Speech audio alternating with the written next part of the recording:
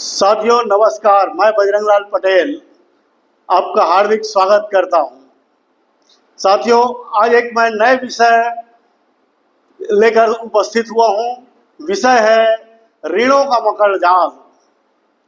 किस तरह से उपभोक्ता को, देश की नासमझ जनता को ऋणों के जाल में उलझाया जा रहा है और अपनी बाजार को चमकाया जा रहा है। साथियों, इस विषय पर मैं अपने साथी सुखरंजन नंदी को आपके सामने पेश कर रहा हूं। वे इस पर विशेष रूप से प्रकाश डालेंगे ताकि आप सोचने पर मजबूर हो सकें। अगर यह विषय पसंद आए तो सब्सक्राइब करें, शेयर करें, लाइक करें, हमारा उत्साह बढ़ाएं। हमारे इस YouTube चैनल लोक संघर्ष में आपका स्वागत है। हम आज बातचीत करेंगे ये जो पूंजीवादी समाज है, जिस समाज में अपने माल को बेचना और मुनाफा कमाना ही पूंजीपतियों का मुख्य उद्देश्य है। ऐसे एक समय में जब एक आर्थिक संकट देश के अंदर, पूरे दुनिया के अंदर घिरा हुआ है, तब वो किस तरीके से अपने उत्पादित मालों को या वस्तुओं को समाज में या उपभोक्ता के पास पहुंचाते हैं, इस विषय पर अपन आज बातचीत करेंगे। आप जानते हैं कि अभी जो नई आर्थिक नीति या जो नौ उदारवाद जिसको अपन बोलते हैं, इस नौ उदारवाद के साथ साथ नए नए शब्द, नए नए चीज भी हमारे सामने आए हैं। जैसे प्लास्टिक मनी के रूप में हम जानते हैं, आजकल चर्चा में है कि प्लास्टिक मनी, नोटों के बदले प्लास्टिक मनी से काम किया जाएगा। आपके जेब में पैसा नहीं है, आप परिवार के साथ कहीं गए हैं, रेस्टोरेंट में खाना खा रहे हैं या कार लेके कहीं गए, कार में पेट्रोल नहीं है, पेट्रोल डलवाना है, लेकिन आपके जेब में पैसा नहीं है। आप कहीं भी जा रहे हैं, अगर आपके जेब में पैसा नहीं है, लेकिन आप जो रेस्टोरेंट में खाना खाए या होटल में रुके या कार में लेके भ्रमण करने निकले, आप वो तमाम इच्छाओं को पूरी कर सकते हैं। अगर आपके जेब में क्रेडिट कार्ड हो तो आप क्रेडिट कार्ड के सहारे अपनी तमाम इच्छाओं को पूरा कर सकते हैं। होटल में खाना भी खा सकते हैं, रेस्टोरेंट में अच्छा भोजन भी कर सकते हैं, कार में पेट्रोल भी डाल सकते हैं, सब कुछ आपका हो सकता है, लेकिन आपके जेब में क्रेडिट कार्ड होना चाहिए और उस क्रेडिट कार्ड के माध्यम से आप अपनी तमाम इच्छाओं को पूरा कर सकते हैं। तो ये जो चीजें हैं, जो क्रेडिट कार्ड है, या आप बोलिए कि हम ये भी देख रहे हैं कि अभी बहुत सारे सामान है, जैसे आपके पास पैसा नहीं है, आपके जेब में पैसा नहीं है, लेकिन आपको कार चाहिए या आपको बाइक चाहिए या आपके घर में 51 इंची के LED टीवी चाहिए या डबल डोर वाला फ्रिज चाहिए या AC चाहिए, कोई भी सामान हो, या आपके पास आईफोन नहीं है, आईफोन चाहिए, कोई भी सामान हो, आप सभी सामान या अपनी जो अभिलाषा है उस अभिलाषाओं को पूरा कर सकते हैं। आपके जेब में पैसा होना जरूरी नहीं है। आपके पास मालिक जो है या जो कंपनी के मालिक है, वो आसान किस्तों में आपके घर में बिना पैसे के भी आपको ये सब सामान, आपकी अभिलाषाओं को पूरा कर सकता है। आपके घर में AC की मशीन भी लगवा देंगे, आपके पास आईफोन भी उपलब्ध करवा देंगे, आपके पास 2 व्हीलर के वाहन भी उपलब्ध करवा देंगे, आपके पास कीमती 4 व्हीलर कार भी आपके पास आ जाएंगे, सब कुछ सामान आपके पास आ जाएंगे। आपके पास उसके लिए पैसा देने की जरूरत नहीं है, या उसकी जो कीमत है एक मुश्त आपको उसको चुकतारा करने की भी जरूरत नहीं है। आप किस्तों किस्तों में उसको चुकतारा कर सकते हैं और अपनी जो भी सामान की आवश्यकता है उस सामान को आप खरीद सकते हैं, आप ले सकते हैं। आपके पास मकान नहीं है तो आप मकान भी बनवा सकते हैं, उसके लिए आपके पास बैंक है, होम लोन देंगे आपको कम ब्याज दर में। आपके बच्चे को पढ़ाई करवाना है, आपके पास पैसा नहीं है तो एजुकेशन लोन भी उपलब्ध है बाजार में, एजुकेशन लोन भी आप ले सकते हैं। तो ये एक प्रकार से कर्ज में हमको और आपको फंसाने का एक जाल है। और पूंजीवाद जो उत्पादन करता है, पूंजीपति जो उत्पादन करता है, वो माल बेचने के लिए उत्पादन करता है। वो हमारी और आपकी जो आवश्यकता है उसको ध्यान में रख के पूंजीपति वस्तुओं का उत्पादन नहीं करता है। पूंजीपति का मुख्य उद्देश्य होता है मुनाफा कमाना, और मुनाफा कमाने के लिए वो मालों का या वस्तुओं का उत्पादन करता है। वो मुनाफा तभी कमा पाएगा या मुनाफा तभी अर्जित कर पाएगा जब उसके कारखाना में जो वस्तु उत्पादन कर रहे हैं वो वस्तु वो बाजार में बेच पाएंगे। अगर वो वस्तु बाजार में नहीं बिकेगा तो फिर उसका मुनाफा भी नहीं होगा। कारखाने के मालिक वस्तु का उत्पादन तो गोदामों में भंडारण करने के लिए नहीं करता है, स्वाभाविक रूप से ये उत्पादन करता है उसको बाजार में बेचने के लिए। तो बाजार में तभी माल बिकेगा जब बाजार में खरीदने वाला होगा, जब खरीदने वाला होगा तभी उसका माल बिकेगा। लेकिन हम ये जानते हैं पूंजीवादी जो उत्पादन प्रणाली है उसमें लोगों की क्रय शक्ति धीरे धीरे खत्म हो जाती है, क्योंकि पूंजीवाद मुनाफा चाहता है, मुनाफा अर्जित करना उसका मुख्य लक्ष्य है।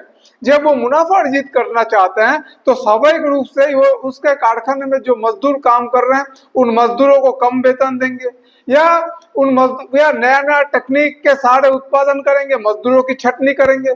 तो जब मजदूरों की छटनी होगी, मजदूरों के तनख्वाह कम होंगे, तो स्वाभाविक रूप से मजदूरों के खरीदने की ताकत खत्म हो जाएगी। और जब मजदूरों के खरीदने की ताकत खत्म हो जाएगी तो फिर बाजार में जो माल उत्पादन हो रहे हैं कारखाने के अंदर, वो माल बाजार में बिकेगी नहीं, ये स्वाभाविक रूप से हम और आप जान सकते हैं। तो पूंजीवाद की जो उत्पादन प्रणाली है वो उत्पादन प्रणाली ही अपने आप को संकट के दायरे में या गिरफ्त में ले लेता है पूंजीवाद को। हम जानते हैं कि जो मजदूर काम करते हैं कारखाने के अंदर, उनकी जो मजदूरी होता है, जो कारखाना में आप कच्चा माल खरीदेगा मालिक, या बिल्डिंग बनाएगा, या मशीन खरीदेगा, जो भी वो करेगा, लेकिन उसके साथ वो जो बिना मजदूर के वो कारखाने में कोई उत्पादन कर नहीं सकता। जब तक मजदूर कारखाने के अंदर काम नहीं करेगा तब तक पूंजीपति अपना उत्पादन का काम शुरू नहीं कर सकता, और जब तक उत्पादन नहीं होगा तब तक उसका मुनाफा भी नहीं हो सकता। तो इसीलिए उत्पादन करने के लिए मजदूर की जरूरत है। अब सवाल ये कि जो मजदूर वो लगवाता है, जो मजदूर से वो काम करवाता है, जिस मजदूर के मेहनत पे वो अपना मुनाफा का महल खड़ा करता है, वो मजदूर का मजदूरी भी वो उधारी में देता है। पहले मजदूरों से काम करवाता है, चाहे वो दैनिक मजदूर भी अगर वो रखेंगे तो पहले मजदूर 8 घंटा काम करेगा, 8 घंटा काम करने के बाद मजदूर को तनख्वाह देगा या मजदूरी देगा। या अगर वो मासिक वेतन का भुगतान करता है तब भी 1 महीना मजदूर को पहले काम करना पड़ता है, उसके बाद उसको मजदूरी का भुगतान होता है, यानी वेतन मिलता है। तो ये जो मजदूरों से वो उधारी में काम करवाता है, सबसे पहली ये बात है।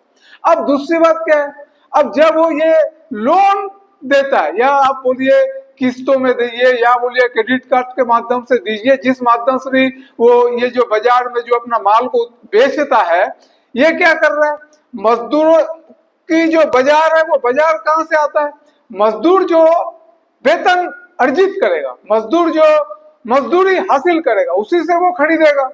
तो इसका मतलब ये हुआ कि अगर वो ईएमआई चुकता करके सामान खरीदेगा, अगर वो क्रेडिट कार्ड के माध्यम से सामान खरीदेगा, तो इसका मतलब है कि मजदूरों का जो मजदूरी है उस मजदूरी का एक हिस्सा वो पहले से ही मालिक पहले से ही मजदूरों से समझौता करके रखता है कि ये ईएमआई में तुम्हारा इतना पैसा, मजदूरी का इतना पैसा अगले महीने ईएमआई के रूप में तुम चुकता करो, ये इतना पैसा क्रेडिट कार्ड में तुम जो कर्ज में लेके अपना पैसा अपने माल खरीदे हो, उस माल का इतना पैसा अगले महीने तुम हमको चुकता करोगे। इसका मतलब ये हुआ कि मजदूर जो मजदूरी हासिल करेगा अगले महीना या 2 महीना, उसका एक किस्ती या मजदूरी का एक पैसा, निश्चित पैसा किस्ती के रूप में या किस्त के रूप में मालिक पहले से ही ले लेता है या उसके साथ समझौता कर लेता है। ये एक नया टेंडेंसी डेवलप हुआ है। 2 प्रकार से मालिक अपना माल को बेच सकता है। एक है कि किस्तों के सहारे वो माल को बेच सकता है, वो मजदूर को या ग्राहक को। अब मजदूर बोलना नहीं है, लेकिन हम जानते हैं कि बाजार जो है वो मजदूरों के बदौलती है, या कर्मचारी बोलिए कर्मचारी की बदौलती है। जो बड़े बड़े पूंजीपति है वो तो मुट्ठी भर पूंजीपति है, उनके बदौलत इतने बड़े बाजार तो संचालित हो नहीं रहे। बाजार अगर संचालित हो रहे हैं तो हमारे देश के मेहनत करने वाले मजदूर, मेहनत करने वाले किसान या मध्यम वर्गीय कर्मचारी, उनके बदौलत ही हमारे देश के अंदर ये बाजार चल रहा है या बाजार संचालित हो रहे हैं। तो 2 प्रकार से मालिक अपने बाजार में अपना माल को या उत्पादित माल को बेच सकता है। एक तो ये है जब ये आर्थिक संकट के दौर है, तो एक तो ये हो सकता है कि वो अपने माल को किस्तों के आधार पे दे। दूसरा ये हो सकता है कि वो जो जैसे अभी हम देख रहे हैं फैशन के रूप में क्रेडिट कार्ड वो जारी करते हैं और क्रेडिट कार्ड के सहारे माल वो उधारी में देते हैं और बाद में उससे पैसा वसूल करते हैं। और ये जो क्रेडिट कार्ड है, ये क्रेडिट कार्ड एक आधुनिक रूप है उधारी में देने का, ऋण में सामान बेचने का। ये एक आधुनिक रूप है क्रेडिट कार्ड। और ये जो क्रेडिट कार्ड है, हम अगर पूरे विश्व के अंदर जो सबसे बड़ी जो पूंजीवादी देश है अमेरिका, उसका जो अनुभव अगर हम देखेंगे तो उसका अनुभव ये है, जो वहाँ का जो रिजर्व बैंक है, सेंट्रल रिजर्व बैंक है, उसका जो आंकड़ा है वो ये है कि जब से ये क्रेडिट कार्ड आया है तब से अमेरिका के अंदर 1990 में क्रेडिट कार्ड के माध्यम से जो बड़े लोग थे, वो तो आम लोग तो क्रेडिट कार्ड का इस्तेमाल करते नहीं है, जो बड़े लोग थे, मध्यम वर्गीय लोग थे, उनका औसत जो कर्ज था $2500 था प्रति वर्ष, जो क्रेडिट कार्ड में जो इस्तेमाल करते थे उनका। लेकिन 2005 में वही क्रेडिट कार्ड इस्तेमाल करने वाले जो लोग थे, उनके प्रति वर्ष जो कर्ज हो जा रहा था वो था $8132। तो $2500 से $8132 उनकी कर्ज के फंदे में वो फंसते जा रहे क्रेडिट कार्ड के कारण।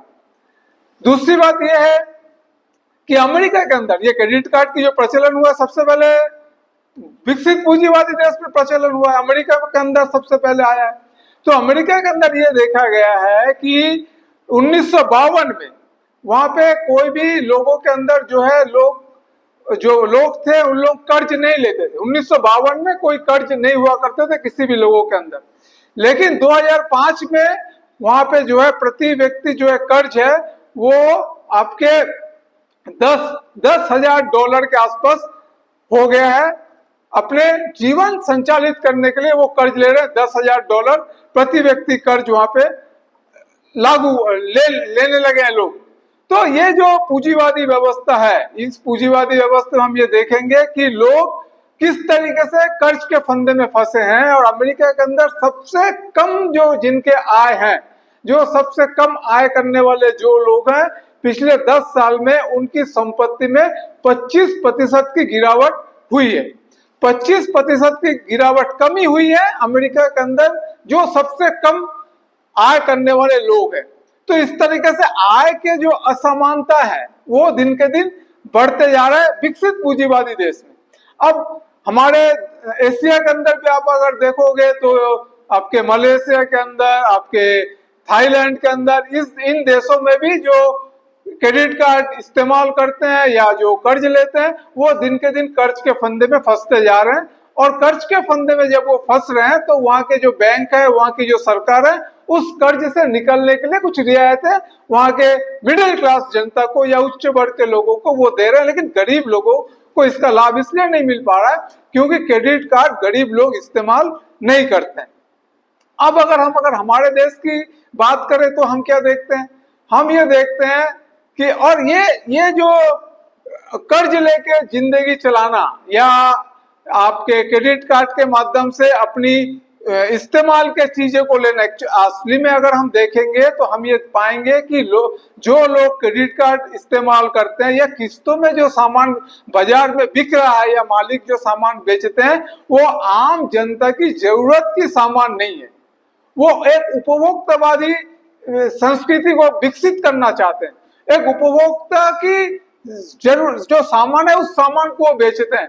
वो बेचेंगे फ्रिज, वो बेचेंगे आपके 51 इंची वाले एलसीडी या एलईडी टीवी, वो बेचेंगे एयर कंडीशनर मशीन, वो बेचेंगे आपके 2 व्हीलर वाहन, वो बेचेंगे आपके 4 व्हीलर वाहन।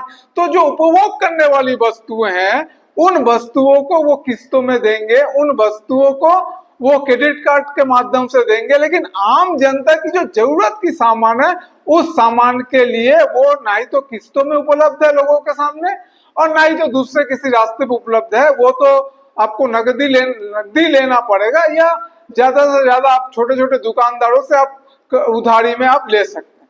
तो ये है तो इसीलिए अगर आपको उपभोक्ता के सामान को बाजार में बेचना है, मालिक अगर ये सोच रहे हैं कि हमको 100% लोगों की जो जरूरत है वो हमको उत्पादन नहीं करना है कारखाने के अंदर, हमें उत्पादन करना है देश के अंदर या दुनिया के अंदर जो लोग 20% लोग हैं, जो लोग ये सब सामानों को उपयोग कर सकते हैं, खरीद सकते हैं, उन लोगों के लिए हमको सामान पैदा करना है, उसके लिए हमें सामान बनाना है कारखाने के अंदर, और वो लोग ये सामान खरीद सके, वो लोग ये सामान का उपयोग कर सके। इसके लिए जब ये आर्थिक संकट पूरे दुनिया के अंदर रहता है, तब मालिक किस्तों में, आसान किस्तों में वो बोलते हैं कि सामान ले लो, आप पैसे की चिंता मत करो, आप किस्तों में हमें दे देना, हम किस्तों में ले लेंगे। क्योंकि उनका मुख्य उद्देश्य है उनके सामान को बाजार में बेचना। क्योंकि आर्थिक संकट के इस दौर में कारखाने के मालिक सामान को बेच नहीं पा रहे हैं, चाहे वो कार हो, चाहे वो मोटरसाइकिल हो, चाहे वो फ्रिज हो, चाहे वो एसी हो, जो भी सामान वो पैदा कर रहे हैं, उत्पादन कर रहे हैं, वो सामान इसलिए नहीं बेच पा रहे हैं क्योंकि बाजार में एक आर्थिक संकट है। हम और आप देख रहे हैं किस तरीके से बाजार में कब्जा करने के लिए नया नया तरीका वो अपना रहे हैं। अभी आप देखिए कि 1 रुपए में शैम्पू के पाउच आपको मिल जाएंगे, 10 रुपए में नहाने का साबुन मिल जाएंगे, 2 रुपए में सर्फ एक्सेल कपड़ा धोने का सर्फ मिल जाएंगे, एरियल मिल जाएंगे। तो नए नए लोग जो 100 रुपया दे के, 50 रुपया दे के शैम्पू नहीं खरीद सकते हैं, जो महंगा एरियल या सर्फ एक्सेल के साबुन से कपड़ा नहीं धो सकते हैं 50, तो उन तक अपनी पहुंच बनाने के लिए, बाजार बनाने के लिए वो 1 रुपए में क्लिनिक प्लस शैम्पू भी आपको उपलब्ध करवाएंगे, 1 रुपए में डोप भी उपलब्ध करवाएंगे, 2 रुपए में एरियल साबुन भी उपलब्ध करवाएंगे, सर्फ एक्सेल साबुन भी उपलब्ध करवाएंगे, ताकि वो एकदम जो गरीब लोग हैं, जो ज्यादा पैसा खर्च करके ये सामान का उपयोग नहीं कर सकते, उनके बाजार को भी वो कब्जा कर सके। तो बाजार कब्जा करने के लिए, बाजारों पे अपनी माल खपत करवाने के लिए वो इस तरीके से नए नए चीजों को, नियमों को वो प्रोत्साहित करते हैं ताकि लोग ये सब सामान खरीदे। आप देखिए, आपको आईफोन चाहिए तो आईफोन के लिए अगर आपके पास पैसा नहीं है तो ठीक है, आप मोबाइल दुकान में जाइए, वहां पे आपके फाइनेंस कंपनी उपलब्ध है, वो तुरंत आपको फाइनेंस करेगा, आप जाइए आईफोन ले आइए, अपनी इच्छा पूरा कर लीजिए और महीने महीने में किस्त दीजिए।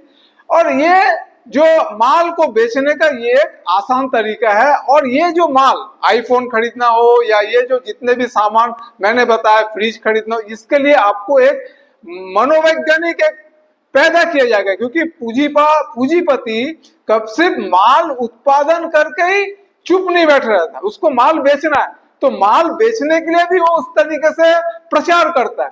तो आपको एक उपभोक्तावादी संस्कृति भी हमारे समाज के अंदर फैलाना पड़ेगा ताकि आपके दिमाग में रहे एक कंपटीशन। आपके पड़ोसी के पास ऐसा वाला गाड़ी है तो मेरे पास भी ऐसा गाड़ी होना चाहिए, आपके पड़ोसी के पास अगर एसी है तो मेरे पास भी एसी होना चाहिए, चाहे मैं खरीद सकूं या ना खरीद सकूं, लेकिन होना चाहिए। तो एक प्रतिस्पर्धावादी मानसिकता आपके दिमाग में भरा जाएगा, ठूसा जाएगा। उसके साथ साथ एक उपभोक्तावादी संस्कृति की उपभोग करने के लिए ही आप पैदा हुए, और जो चीज अभी आपको चाहिए, जो चीज की अभी आपको जरूरत है, आप बुढ़ापा में उसकी कोई औचित्य नहीं है। तो ये एक मनोविज्ञान, एक प्रोपोगेंडा, प्रचार आपके दिमाग में फैलाया जाएगा, भरा जाएगा, ताकि आप उसकी इस उपभोक्तावादी संस्कृति के से ग्रसित हो जाओ और उसके बाद आप इस सामान को खरीदने के लिए मजबूर हो जाओ। हमारे देश के अंदर भी 1991 के बाद 9 उदारवादी नीति आई है। 9 उदारवादी नीति आने के बाद हम ये देख रहे हैं कि हमारे यहाँ पे भी बहुत सारे विदेशी कंपनियों के मोटरसाइकिल, बहुत सारे कारें हमारे देश के अंदर भरमार तरीके से बाजारों में, दुकानों में सजी पड़ी हुई रहती हुए हमें दिख रहा है। कुछ दिन पहले हमारे प्रधानमंत्री ने संसद में भाषण दे रहे थे। वो भाषण देते हुए कहा था कि एक जमाना ऐसा भी था जब हमारे देश के अंदर एक स्कूटर लेने के लिए हमें 10 साल तक इंतजार करना पड़ता था। एक जमाना ऐसा था हमारे देश के अंदर एक मोटरसाइकिल के लिए लेने के लिए 5 साल तक इंतजार करना पड़ता था। अभी वो जमाना नहीं है। ऐसा मोदी जी संसद के अंदर भाषण दे रहे थे। एकदम सही बोल रहे थे, वो कुछ गलत नहीं बोल रहे थे। आज से 20 साल पहले हमारे देश के अंदर एक स्कूटर अगर आपको लेना था तो बजाज कंपनी के अगर स्कूटर आपको लेना था तो उसके लिए आपको नंबर लगाना पड़ता था, लाइन लगाना पड़ता था, और 4 साल 5 साल बाद आपके नंबर आते थे, तब आपको गाड़ी मिलता था। क्योंकि तब हमारे देश औद्योगिक रूप से अपने आप को स्वावलंबन बना रहे थे, अपने आप को आत्मनिर्भर बना रहे थे। हमारे देश के अंदर इतने विदेशी सामान नहीं आया था, विदेशी सामान आने पे रोक लगा हुआ था, आयात पे रोक लगा हुआ था, ताकि हमारे देश के अंदर औद्योगिक विकास सुनिश्चित किया जा सके। तो इसीलिए 1991 के बाद हमारे देश के अंदर जो 9 उदारवादी नीति आई है, उस 9 उदारवादी नीति आने के बाद हमारे देश के अंदर जो आयात पे प्रतिबंध थे, वो प्रतिबंध में कुछ रियायतें दी गई है। उसके बाद हमारे देश के अंदर विदेशी कंपनियों के सामान आने लगे, और विदेशी कंपनियों के सामान आने के बाद लोग अपनी जो जरूरत थी उन जरूरतों को पूरा करने लगा। ये बात सही है, लेकिन सवाल ये है कि चाहे वो कंपनी के कार आए विदेश से, चाहे वो कंपनी के मोटरसाइकिल आए, चाहे जो भी चीजें आए, वो सामान जब तक नहीं बिकेगा बाजार के अंदर, तब तक वो सामान आने से तो नहीं चलेगा। तो मोदी जी जो बात बोले हैं संसद के अंदर कि अभी किसी को इंतजार नहीं करना पड़ता है, वो बात सही है कि हमारे दुकानों में सजा हुआ है सामान, लेकिन हमारे दुकानों में सजा होने से नहीं चलेगा जब तक लोगों के जेब में पैसा नहीं होगा उस सामान को उपयोग करने के लिए। तो सामान को उपयोग करने के लिए लोगों के जेब में पैसा नहीं है, और क्योंकि लोगों के जेब में पैसा नहीं है, इसीलिए वही सुजुकी कंपनी, वही होंडा कंपनी किस्तों में बिना पैसे, आप डाउन पेमेंट मत भी कीजिए, तब भी आप होंडा के मोटरसाइकिल ले जाइए, सुजुकी के मोटरसाइकिल ले जाइए, बड़े बड़े महिंद्रा के जीप आप ले जाइए घर में, आप महीने में किस्तों में पैसा दीजिए। तो ये जो उपलब्ध करवाया जा रहा है, ये सिर्फ इस जाल में फंसाने के लिए, किस्तों के जाल में फंसाने के लिए। और आप जानते हैं कि ये जो किस्त है, अगर आप 1, 2, 3 किस्त अगर आप नहीं पटाएंगे तो आपके जो सामान है वो सामानों को जब्त करके कंपनी ले जाएंगी। तो ये जाल में फंसाने कि आपकी जरूरत क्या है, जो जरूरत है उससे ज्यादा आपकी आवश्यकता को बढ़ा देना, आपके एक्सपेक्टेशन को बढ़ा देना, और उस एक्सपेक्टेशन को जब आपका बढ़ जाएगा, आप जब ज्यादा चाहने लगोगे, आपकी इच्छा जब जागृत होगी ज्यादा चीज हासिल करने के लिए, उपभोक्तावादी संस्कृति का आप जब शिकार हो जाओगे, तब आप बाजार में ये सब चीजें खरीदने जाओगे। और जब आप खरीदने जाओगे तो वो तो अपने सामान बेचेंगे, पूंजीपति अपने सामान को बाजार में बेचेंगे, उनका मकसद है सामान बेचना, लेकिन आप कर्ज के फंदे में फंस जाओगे। अब देखो ना, मकान बनाने के लिए कर्ज मिलता है, उसका ब्याज कितना है, 7%, लेकिन आप किसान कृषि के लिए ब्याज लेने जाएगा तो उसका ब्याज ज्यादा है। और ये आप देखो कि 90 के बाद से जब उदारीकरण की नीति आई है, तब हमारे देश के अंदर किस तरीके से प्राइवेट जो बैंक हैं, उस प्राइवेट बैंक किस तरीके से हमारे देश के अंदर घुसपैठ किए हैं। और आप अगर देखोगे तो ये जो होम लोन है, ये होम लोन सबसे ज्यादा होम लोन जो जा रहा है वो ICICI बैंक दे रहा है, HDFC बैंक दे रहा है, और ये दोनों बैंक ही निजी बैंक है। अभी आप एजुकेशन लोन के लिए जाइए, एजुकेशन लोन में भी आप अगर देखोगे तो, क्योंकि अब सरकार शिक्षा को निजी हाथों में, देख कितनी बड़ी एक साजिश है, ये जो पूंजीपतियों को लाभ पहुंचाने के लिए सरकार की साजिश को हमें और आपको समझना है कि सरकार एजुकेशन को निजी हाथों पे दे रहा है। अब जब निजी हाथों पे देगा एजुकेशन को, तो एजुकेशन महंगा होगा, यह स्वाभाविक है, और जब महंगा एजुकेशन होगा तो आम जनता की पहुंच से बाहर हो जाएगी एजुकेशन। तो आम जनता की पहुंच में रखने के लिए सरकार या बैंक अब एजुकेशन लोन देने के लिए तैयार है। और ये एजुकेशन लोन देंगे कौन सा बैंक? जो प्राइवेट बैंक है वो। तो प्राइवेट बैंक अपना मुनाफा कमाने के लिए लोन देके वो आपसे ब्याज लेगा, ब्याज से वो अपना मुनाफा कमाएगा। तो वो ब्याज से मुनाफा कमाने के लिए प्राइवेट बैंक सरकार पे दबाव बना रही है कि आप शिक्षा का निजीकरण करो। तो सरकार शिक्षा का निजीकरण कर रही है, सरकार होम लोन के नाम पे निजी बैंक जो है लोन दे रहा है, और लोन देने के बाद वो आपसे ब्याज ले रहा है।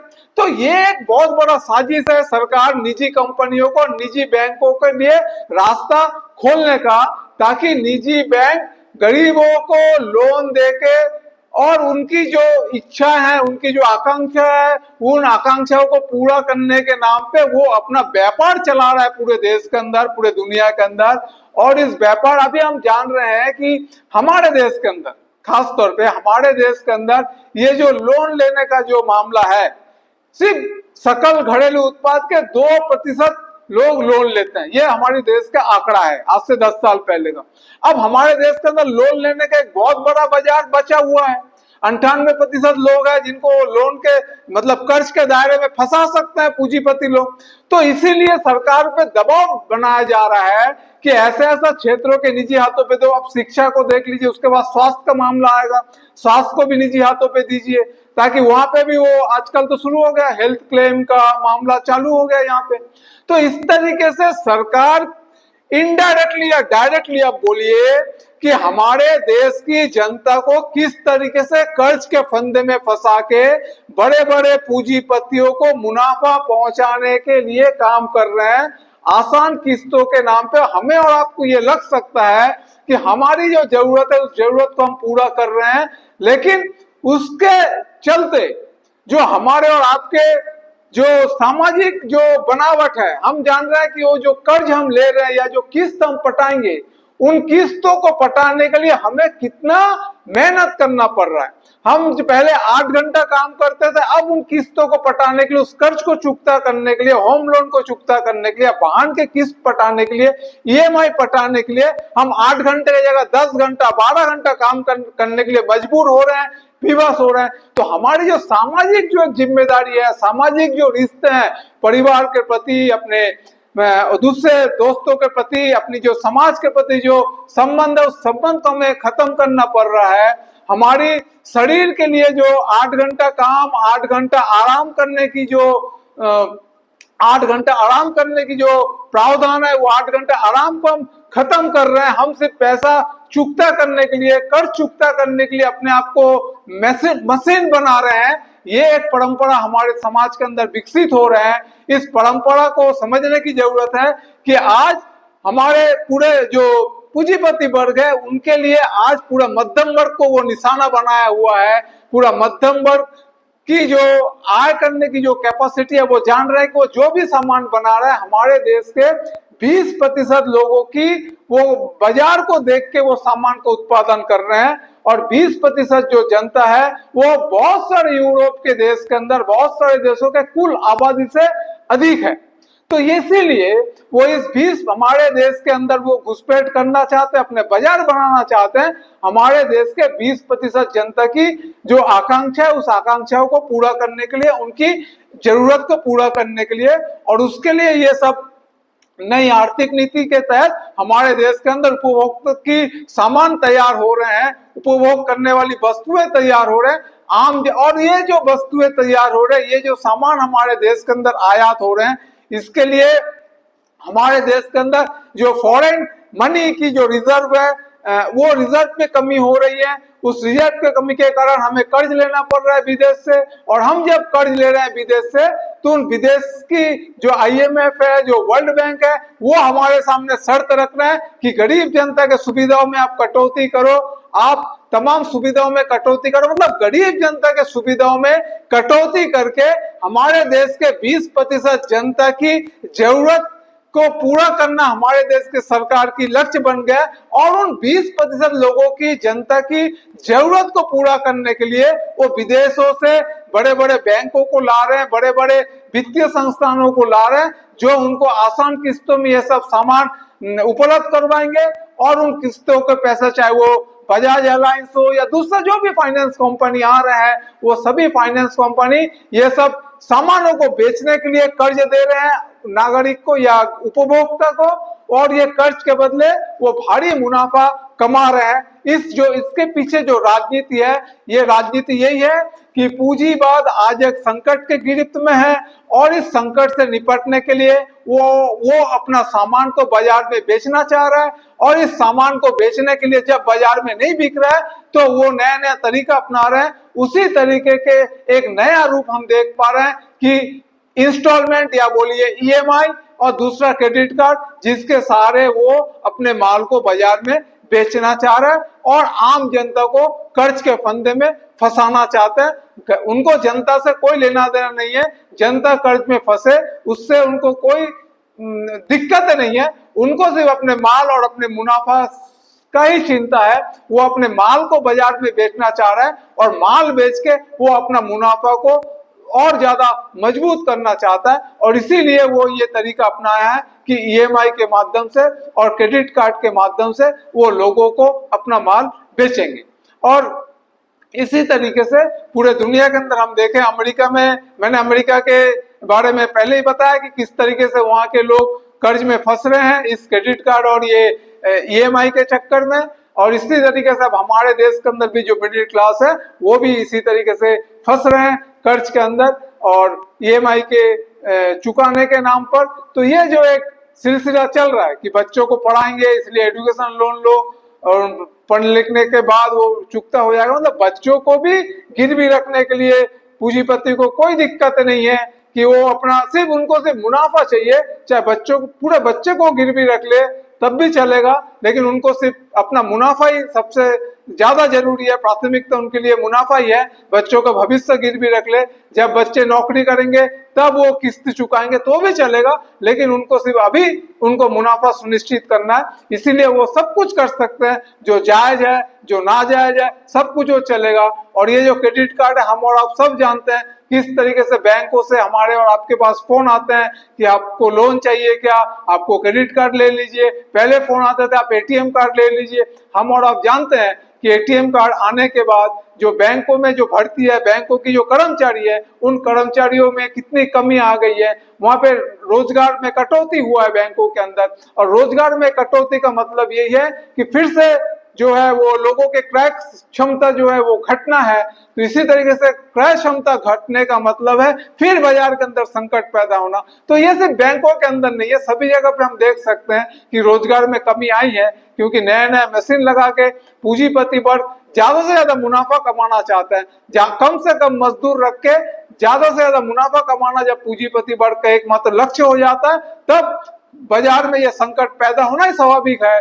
जब लोगों के जेब में पैसा नहीं होगा, जो वस्तुएं हैं वो वस्तुएं वो खरीद नहीं सकते हैं। तो इसलिए पूंजीवादी संकट से निपटने के लिए पूंजीपतियों का ये एक नया चाल है, जिस चाल में हमारे देश के मध्यम वर्ग, खासतौर पे मध्यम वर्ग फंसते जा रहे हैं। उनकी जिंदगी और ज्यादा विवश होते जा रही है, उसके जिंदगी और ज्यादा कठिनाई से वो गुजरने के लिए मजबूर हो रहा है, विवश हो रहा है। इससे हमें सजग रहने की जरूरत है। बहुत बहुत धन्यवाद।